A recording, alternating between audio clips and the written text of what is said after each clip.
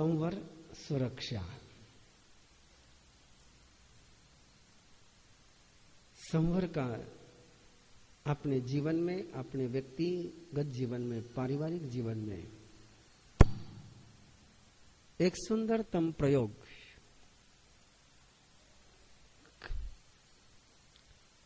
कथाएं आपने बहुत सुनी हैं, प्रसंग आपने बहुत सुने हैं कि कैसे आती हुई बाधाएं रोकी जाती हैं और उसका मूलभूत सूत्र कोई है तो संवर। फिर आज आवाज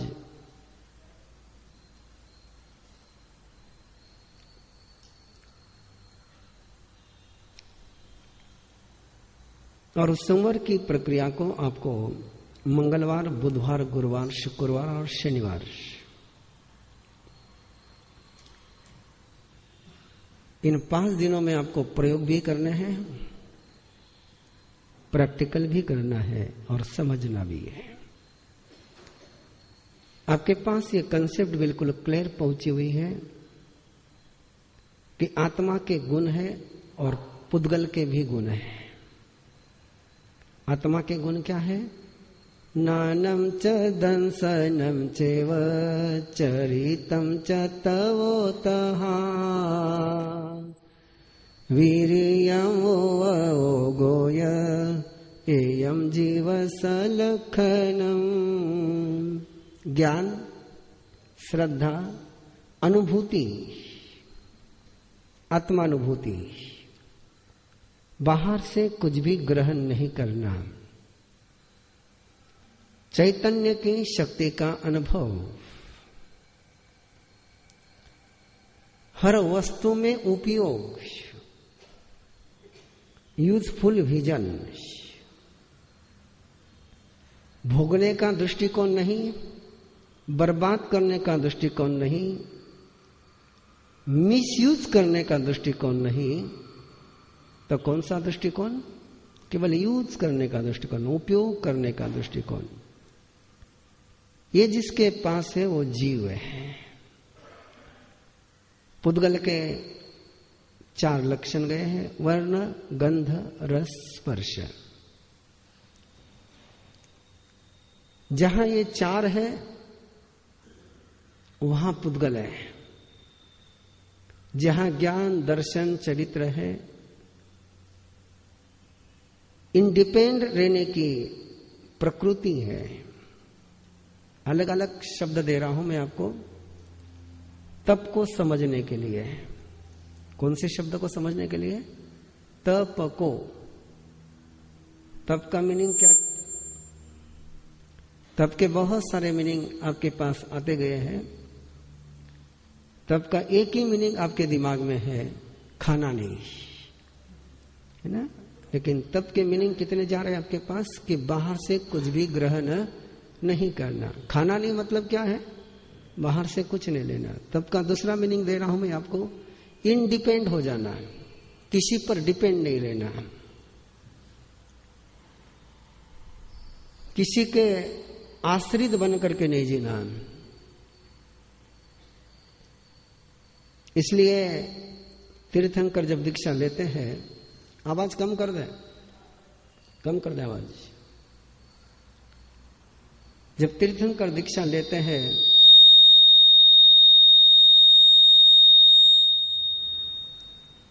तब आपने सुना हुआ है कि नंदीवर्धन, इंद्र दोनों ही सेवा देने के लिए तैयार है, दोनों ही सहयोग देने के लिए तैयार है, और परमात्मा ने दोनों को ही इनकार किया है कि तीर्थंकर किसी की मदद लेकर के साधना नहीं करते। तीर्थंकर ही नहीं, हर व्यक्ति, हर जीव स्वयं समर्थ होकर के ही सिद्ध हो सकता है। दूसरे के सामर्थ्य के बल पर वो सिद्ध नहीं हो सकता है। इसको तप कहते हैं। और अंदर की शक्ति का अनुभव करना। शक्ति जब रहेगी, उमंग रहेगा, उल्लास रहेगा, उत्साह रहेगा। ये सारे लक्षण जीव के हैं। जहां भी कलर है, जहां भी गंध है, स्मेल है, जहां भी टेस्ट है, जहां भी स्पर्श है, ये सब कुछ क्या है? पुद्गल है। जहां वर्ण गंध रस स्पर्श है वो क्या है? पुद्गल है। कर्म क्या है? पुद्गल है। कर्म क्या है? पुद्गल है। पुद्गल को कौन रोक सकता है? पुद्गल को कौन रोक सकता है? पुद्गल को पुद्गल ही रोक सकता है। पुद्गल को कौन रोकेगा? पुद्गल को पुद्गल ही रोकेगा। सामने से हवा आ रही है तो आपका ज्ञान, आपकी श्रद्धा, आपका चरित्र हवा को नहीं रोक सकती है। उसके लिए क्या करना पड़ेगा? आपको दरवाजा ही लगाना पड़ेगा, क्योंकि हवा क्या है? पुद्गल है। दरवाजा क्या है? पुद्गल है। धूप बरस रही है, धूप लग रही है, धूप तप रही है। अब धूप से बचना है तो वहां ज्ञान दर्शन चरित्र काम में आएगा। वहां क्या लगेगा? छाता ही लगेगा। बारिश आ रही है, वहां क्या लगेगा? छाता ही लगेगा। पुद्गल को रोकने के लिए किसकी आवश्यकता है? पुद्गल की ही आवश्यकता है। इसलिए ये जो कर्म का आश्रय होता है, ये आश्रय को रोकने के लिए प्रयोग किसका करना पड़ेगा? कि कर्म क्या है? पुद्गल है। पुद्गल को कौन रोकेगा? पुद्गल ही रोकेगा। पुद्गल से ही रुकेंगे वो।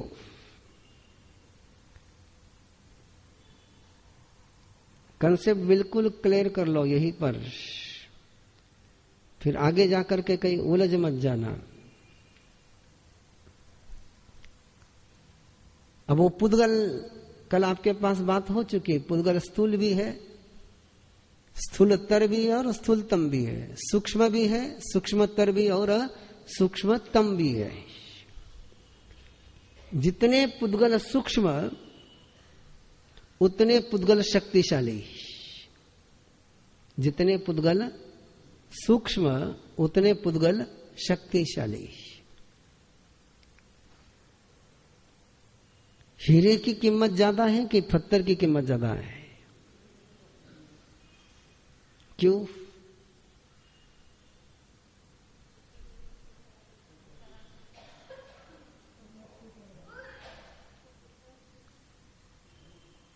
दस किलो के पत्थर में जितने परमाणु हैं, 10 किलो के पत्थर में जितने परमाणु हैं, उतने 1 सेंटीमीटर के हीरे में उससे 100 गुना पुद्गल परमाणु है। वापस सुन लो, 10 किलो के पत्थर में जितने पुद्गल परमाणु हैं, उससे 100 गुना पुद्गल परमाणु किसमें है? 1 सेंटीमीटर के हीरे में है। कि हीरे में जो पुद्गल परमाणु है वो बहुत सूक्ष्म भी है और बहुत घनीभूत भी है। इतने घनीभूत है, इतने घनीभूत है, इतने घनीभूत है कि उसके अंदर जाने के लिए किसी को जगह ही नहीं है। पत्थर कैसा होता है? उसमें छिद्र होते हैं।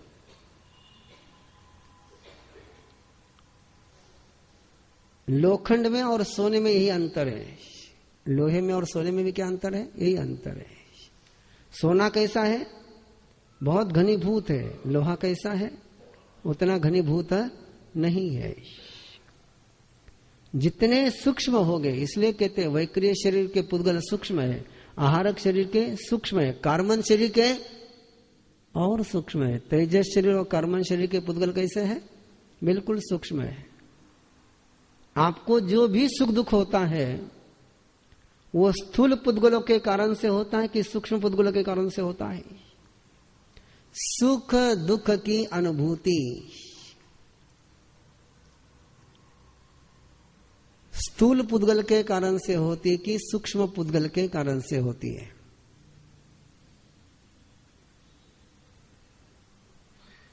साता वेदनीय कर्म के पुद्गल कैसे है?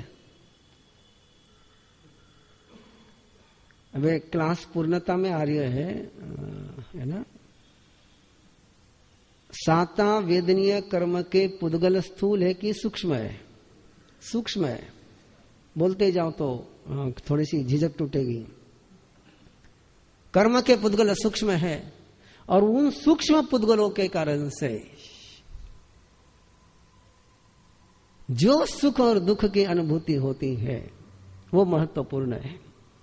इसलिए कई बार आपने देखा होगा, खाकर के भी पीड़ा होती है और बिना खाए भी आनंद आता है।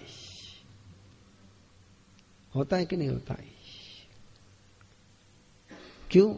कि अंदर में साता वेदनीय का उदय है और असाता वेदनीय का उदय हो जाए तो बाहर सारे बड़े बड़े अच्छे अच्छे पुद्गल हैं, लेकिन अनुभव नहीं होगा। नाम कर्मों को याद रखो, नाम कर्मों को भूलो मत, है ना। तो इन सूक्ष्म पुद्गलों का खेल खेलना है। सुरक्षा के लिए क्या करना है आपको? सूक्ष्म पुद्गलों का खेल खेलना है। सबसे ज्यादा सर्वाधिक खतरनाक, इतनी सारी चर्चा जो आपके दिमाग को लोड दे रही है, बोझ दे रही है, उस चर्चा का छोटा सा कारण है कि आपको मिथ्यात्व और सम्यत्व को समझना है। आज किसको समझना है? मिथ्यात्व और सम्यत्व को समझना है। सबसे ज्यादा आश्रव, सबसे ज्यादा बंध, सबसे ज्यादा बाहर से आक्रमण किसके कारण से होता है? मिथ्यात्व के कारण से होता है। सारे पापों को फाउंडेशन कोई देता है तो कौन देता है? मिथ्यात्व देता है। सभी कषायों का, अहंकार का, क्रोध का, मान का, माया का, लोभ का बाप कोई है तो कौन है? मिथ्यात्व है। उसकी मां भी कौन है? मिथ्यात्व है। इसलिए सबसे पहले जो अपने में बाहर से आता है 24 आवर्स, सबसे ज्यादा किसी के कारण से आता होगा तो किसके कारण से आता है? मिथ्यात्व किसको कहते हैं?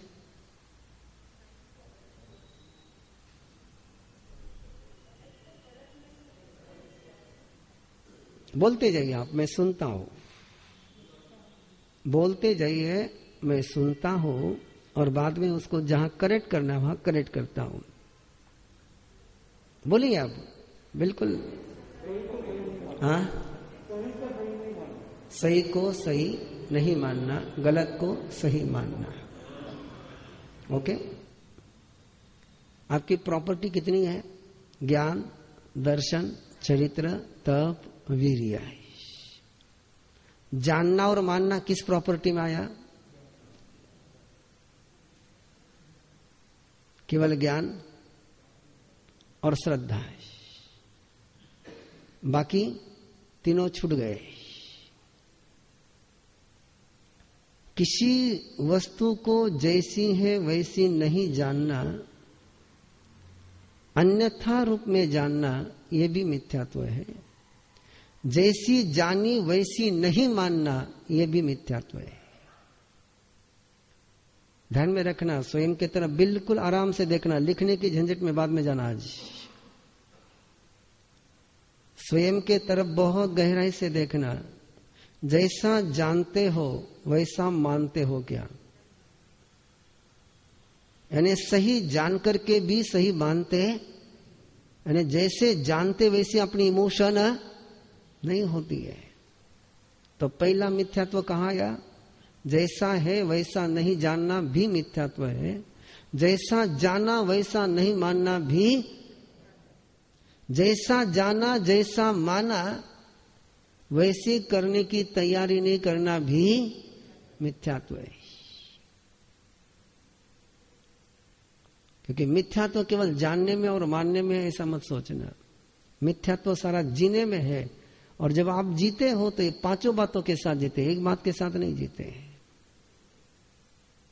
उसी के कारण से आप देख रहे हैं कि बहुत बार चर्चा हो चुकी है आपके साथ कि प्रभु का नाम लेने में, प्रभु की भक्ति करने में आलस आता है, गुस्सा करने में आलस नहीं आता है।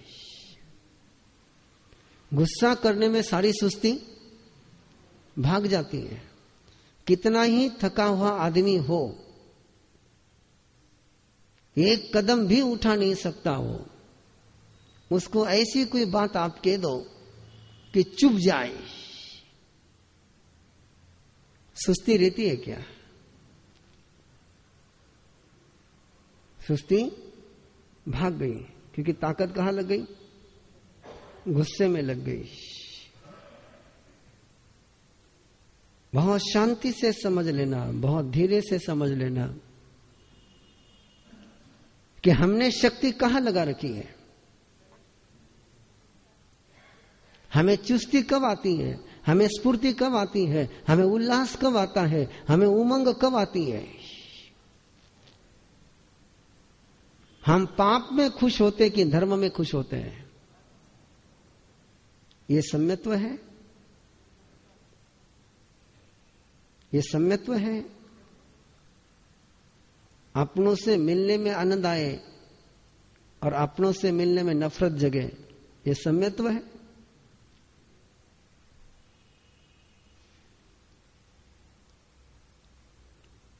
इसलिए सम्यत्व और मिथ्यात्व को केवल सुदेव, सुगुरु और सुधर्म, लेकिन सुदेव, सुगुरु और सुधर्म को भी अच्छी तरह से समझ लेना चाहिए।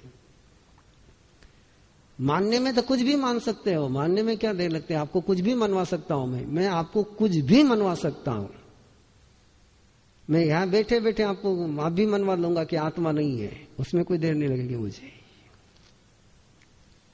कोई देर नहीं लगती उसको मनवाने में। क्या देर लगती है? मनवाना महत्वपूर्ण नहीं है। महत्वपूर्ण क्या है? जानना। जैसा जाना वैसा इमोशन डेवलप होना। जैसी इमोशन हो गई वैसी एक्शन होना। जैसी एक्शन हो गई वैसी पूरी लाइफस्टाइल बन जाना। और वैसी अपनी सारी एनर्जी, अपना सारा फोर्स, अपनी सारी शक्ति उसी तरीके से काम करना है। आप लोग जानते हैं, आप लोग मानते भी है, आप लोग बोलते भी है, ऐसो पंचनमकारो सब पाओ पना सुनो। बोलते कि नहीं बोलते आप? बोलते कि नहीं बोलते आप? मानते कि नहीं मानते आप? जीते हो क्या? जानते भी हो, मानते भी हो, जीते हो क्या? लिविंग एक्सपीरियंस है क्या?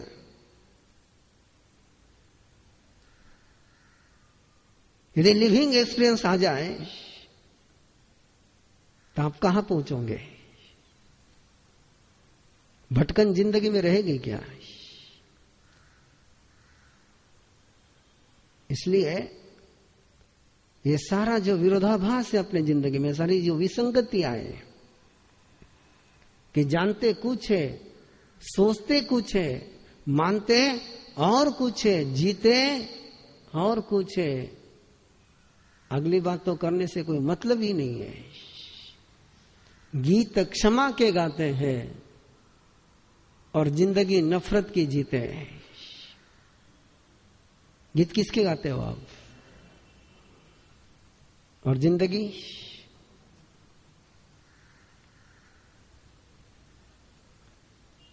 कैसे चल पाएगा ये? और इस मिथ्यात्व के रहते हुए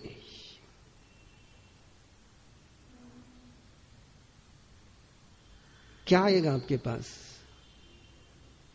नेगेटिव प्रॉपर्टी आएगी, पॉजिटिव प्रॉपर्टी आएगी? कौन सी ऊर्जा आएगी? मिथ्यात्व को समझो आज। मिथ्यात्व, मिथ्या दृष्टि, दो शब्द, और आगे आऊंगा मैं, अभी केवल दो शब्द। मिथ्यात्व और मिथ्या दृष्टि। मिथ्यात्व को समझने के पहले मिथ्या दृष्टि को समझो। शब्द कितने हैं? मिथ्या दृष्टि। मिथ्या यानी मिथ्या यानी झूठ, मिथ्या यानी असत्य, मिथ्या यानी नहीं, मिथ्या यानी क्या? नहीं। अब जिसकी नहीं की दृष्टि है, दृष्टि किसकी है? नास्ति दृष्टि है, नहीं। जो है उसको देखने की दृष्टि है ये नहीं। किसको देख रहा है वो? जो नहीं है उसको देख रहा है। आप किसको देखते हो? आपको क्या नजर आता है? जो है वो नजर आता है कि जो नहीं वो नजर आता है?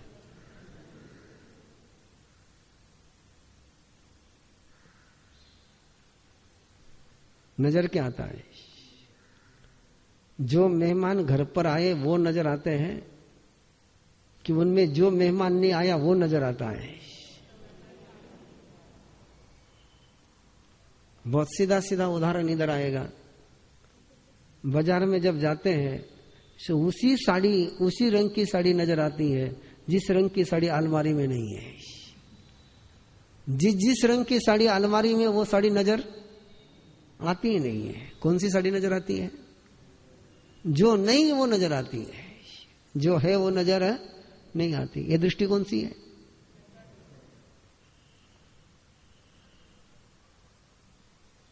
और दृष्टि मिथ्या की होगी तो जीवन किसका होगा? जो नहीं है उसको देखोगे।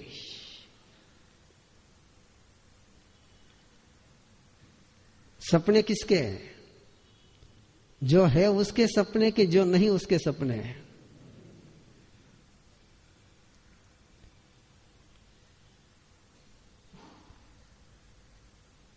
तो जब शिविर में कहा था मैंने कि आपको नींद में बहुत पाप लगता है, अब सपने क्या है वो है कि नहीं वो है? जो नहीं है उसको दिखाना, उसको अनुभव करना, उसमें उलझाना, यही सपने का काम है। तो जितना समय उसमें जाएगा उस समय आश्रव किसका होगा? 18 पापों का। कितने पापों का? 18 पापों का। ये मिथ्यात्व का अर्थ है बिल्कुल होलसेल, बिग होलसेल मॉल सब है उसमें, सब आ जाते हैं, कुछ बचता ही नहीं है उसमें से, कुछ नहीं बचता है। कि जो नहीं है, जो है वो दिख जाए तो धर्मराज है, और जो नहीं है वो दिख जाए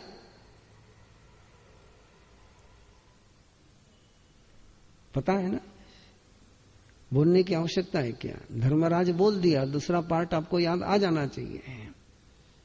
जहां पानी है वहां जमीन दिख रही है, जहां दरवाजा है वहां दीवार दिख रही है, जहां दीवार है वहां दरवाजा दिख रहा है, जहां जमीन है वहां पानी, जहां पानी है वहां जमीन। ये किसकी लाइफस्टाइल है? ये किसकी लाइफस्टाइल है? आपकी, दुर्योधन की कि मिथ्यात्व की? आपकी नहीं है ना?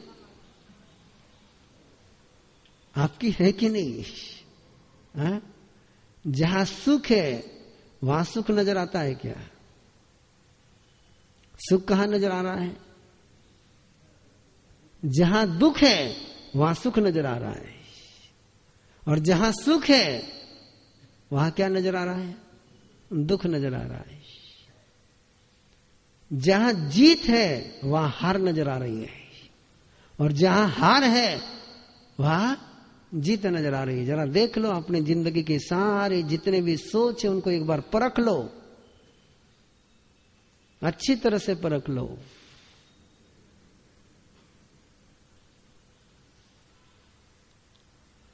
कहां सुख महसूस होता है आपको? लेने में कि देने में?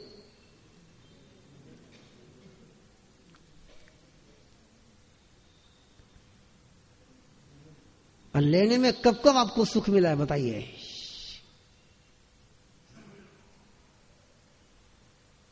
लेने में आपको सुख कब कब मिला है बताइए मुझे।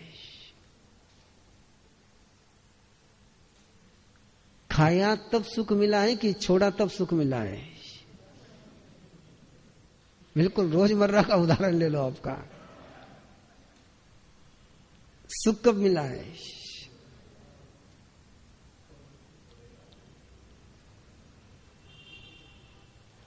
पानी नहीं पिया तो तकलीफ नहीं होगी, पानी नहीं निकला तो मुश्किल हो जाएगी।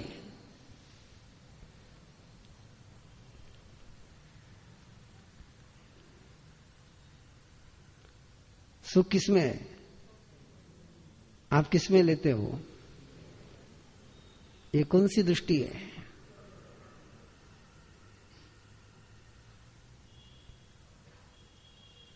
सारा दुख कहां से आ रहा है फिर?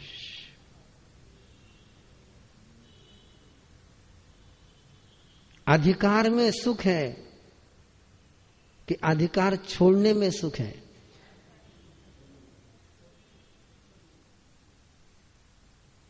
बोलो पटापट। मैं कहता था ना छोड़ो उनको कह रही हो, बोलो तो सही थे। थाने बोलने में भी डर लग रही है। मैं कहा आपको कि पचकान दे रहा हूं, क्यों टेंशन लेते आप? टेंशन कब आता है? जो है उसका टेंशन है कि जो नहीं उसका टेंशन है? कितने समझदार हो आप? हाँ? टेंशन का मीनिंग क्या है? जो नहीं है उससे लड़ना। टेंशन का मीनिंग क्या है? जो है नहीं उससे लड़ना। डर किसका लगता है? जो है उसका डर लगता है। जो है उसका डर लगता है। 90% डर कब लगता है? जो नहीं है उसका डर तो 2 मिनट में निकल जाता है उसका डर ज्यादा नहीं लगता है। डर जो नहीं है उसका ज्यादा लगता है। टेंशन भी जो नहीं है उसका टेंशन है, जो है उसका टेंशन नहीं है। बेटा नहीं है तो टेंशन है, बच्चा नहीं है तो टेंशन है, बच्चा है तो अच्छा नहीं उसका टेंशन है। उस समय भी है उसका सुख। आगे क्या शुरू हो जाता है कि जैसा चाहिए वैसा नहीं है। शादी नहीं हुई तो भी टेंशन है, और बहू जैसी चाहिए वैसी नहीं आई, वो जैसी है वैसी स्वीकारने की तैयारी। जैसी है वैसी नहीं चाहिए, जैसी नहीं है वैसी चाहिए। दुख कैसे शुरू होता है? और इसको क्या कहते हैं? इसको मिथ्यात्व कहते हैं। जब तक आप जो नहीं है उसको ही केंद्र बनाओगे, उसी को सेंट्रल बना करके घूमते रहोगे, तब तक आपका नौकार मंत्र भी मिथ्यात्व में ही जाएगा। कि घूम कहां रहे आप? जो नहीं है। शिकायत कब जन्म लेती है? कंप्लेंट का जन्म कब होता है? जो है उस पर जो जैसा चाहिए वैसा नहीं है, जैसा नहीं है कंप्लेंट शुरू हो गई। जैसा है उसमें कंप्लेंट। ध्यान में आ रहा है आपको मिथ्यात्व की माया कितनी लंबी? आपने सुना है वाक्य कि सबसे बड़ा पाप कौन सा है? मिथ्यात्व है, और सुन करके उसको डायरी में लिख करके रख दिया।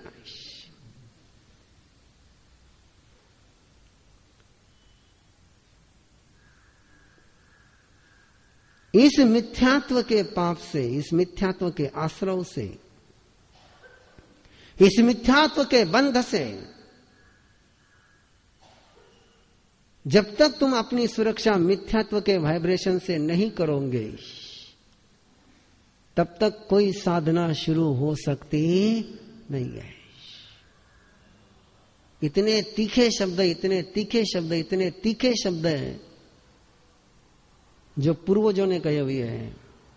एक समकित पाया विना एक समकित पाया विना तप जप करनी फोल।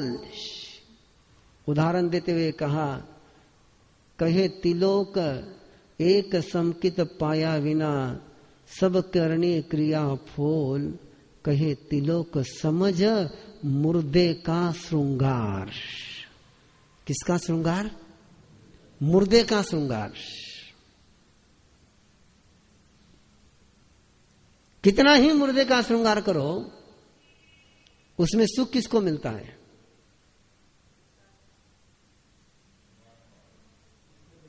हाँ? सोच करके जवाब देना। मैंने तो कभी श्रृंगार किया नहीं मुर्दे का, तुम लोगों ने किया होगा। मुर्दे का श्रृंगार करते समय किस किस को सुख की अनुभूति हुई? हाथ ऊपर करो। मुर्दे के श्रृंगार में किस किस को सुख की अनुभूति हुई?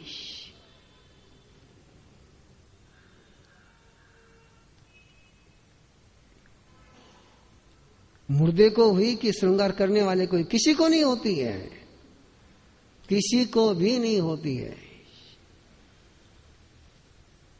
तो मिथ्यात्व में जीते हुए सारी करनी क्या है?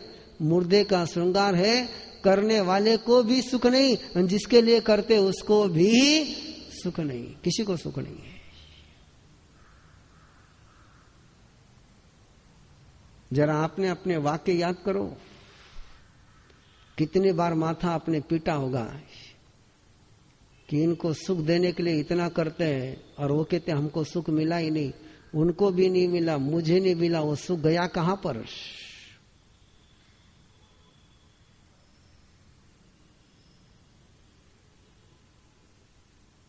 मुर्दे का श्रृंगार। किसका श्रृंगार? मुर्दे का श्रृंगार। और मुर्दे के श्रृंगार में न मुर्दे को सुख है, न श्रृंगार करने वाले को सुख है।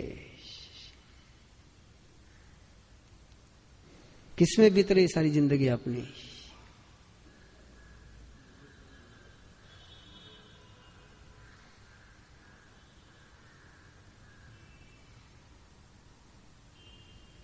और इस मिथ्यात्व का जब तक आश्रव इन्फेक्शन नहीं रोकोगे, तब तक कितने ही बखान सुन लो,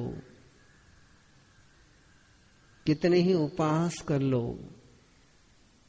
कितनी ही माला गिन लो, वो सब किसमें है? मुर्दे के श्रृंगार में।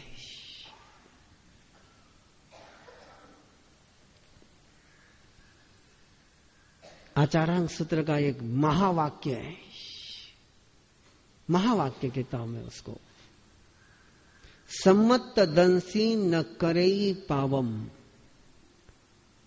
सम्यत्वदर्शी पाप नहीं करता है, उससे पाप होता ही नहीं है।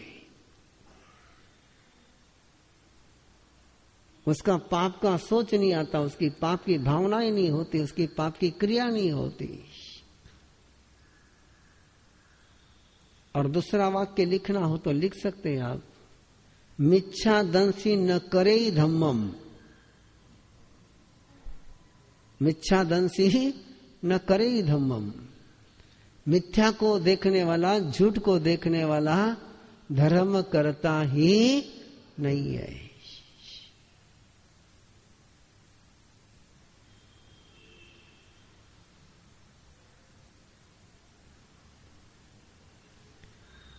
बोलिए क्या समझ में आया, क्या समझ में नहीं आया, उसको खोल दो। क्योंकि जहां कहीं उलझन लग रही हो आपको, उसको सुलझा दो। क्योंकि अब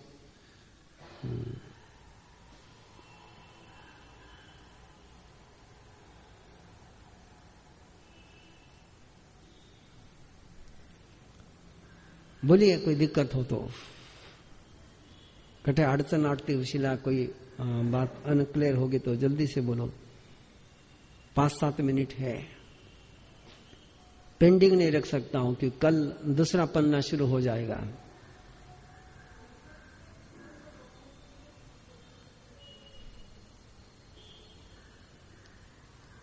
संवर की बात करूं शुरू? फिर मिथ्यात्व के संवर की बात शुरू करूं क्या? मिथ्यात्व समझ में आया क्या? पक्का? दुश्मन को जीतने के पहले दुश्मन को पहचानना जरूरी है।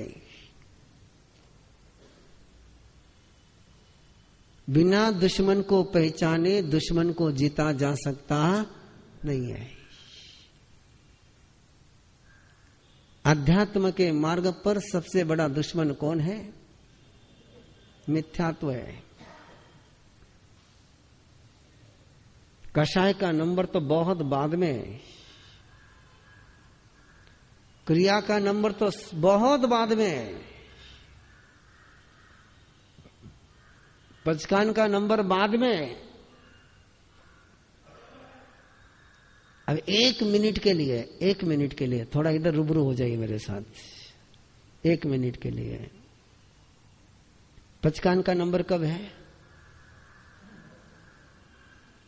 मिथ्यात्व चला जाए, कषाय चला जाए, है ना, प्रमाद चला जाए, फिर अव्रत और फिर अयोग, चौथे नंबर पर है। आप शुरुआत कहां से करते हो? आते ही पंचकान। कहां से शुरुआत करते हो? वो आया कि पंचकान ठोक।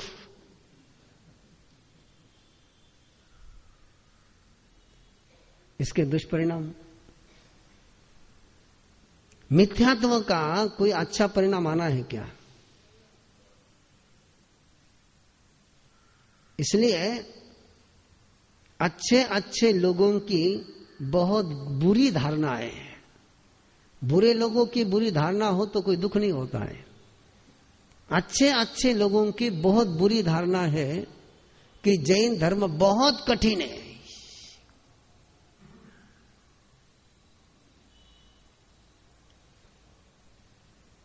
ये मत कर, वो मत कर, ये टोक, वो टोक, वो टोक, वो टोक, टोकी टोके बोले। यहां पर, यहां गाड़ी चलानी અને सारे एक एक फरलांग पर स्पीड ब्रेकर है बोले।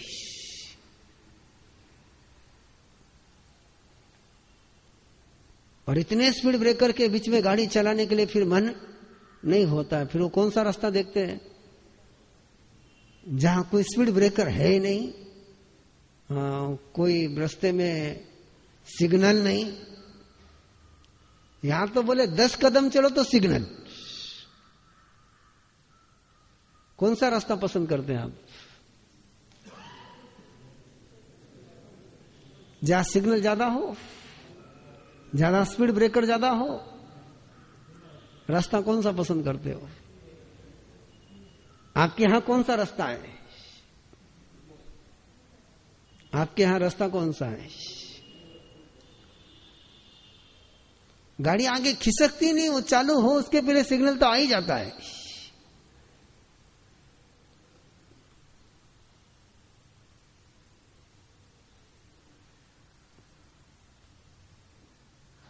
ध्यान में आ रही क्या बात? बात ध्यान में आ रही क्या? हा? अपने यहां कैसे रास्ते हैं? कदम उठाने की सिग्नल आ गया है, 10 कदम चलेने की स्पीड ब्रेकर आ गया है। वो सारी अपने रास्ते गड्ढे से भरे हुए हैं।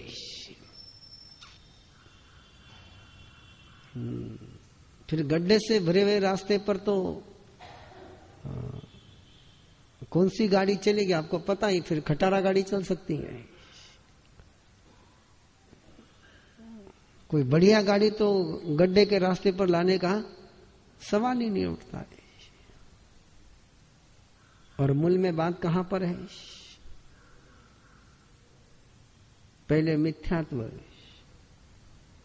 फिर कषाय, फिर प्रमाद, फिर अव्रत और फिर अशुभ योग। जो सबसे आखिरी में बात है वो आपने कहां ला करके रखी? सबसे पहले नंबर पर आके रखी। और जो बात आखिरी में होनी चाहिए वो सबसे पहले आ गई कि सारे प्रॉब्लम क्रिएट हो ही गए। चलिए बात मैं कल करूंगा, आज केवल एक छोटा सा उदाहरण दे करके बात को छोड़ रहा हूं। पहले शादी के बाद बात शुरू होती थी। कब बात शुरू होती थी? शादी के बाद बात शुरू होती थी, और खुलकर बात होने में तो कई साल बीत जाते थे। अब बात कब शुरू होती है?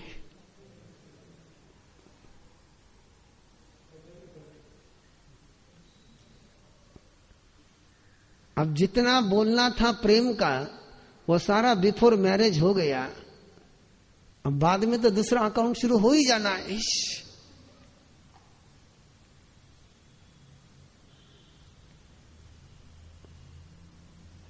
और फिर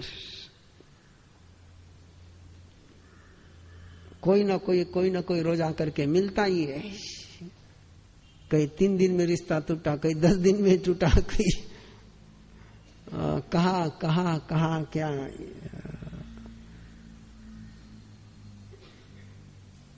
और आकर के ते मारा कई करा है वह आवने तैयार नहीं, वो बुरा बिना रेवने तैयार को नहीं, कई करा है। वो आने के लिए तैयार नहीं और वो उसके बिना रहने के लिए तैयार नहीं।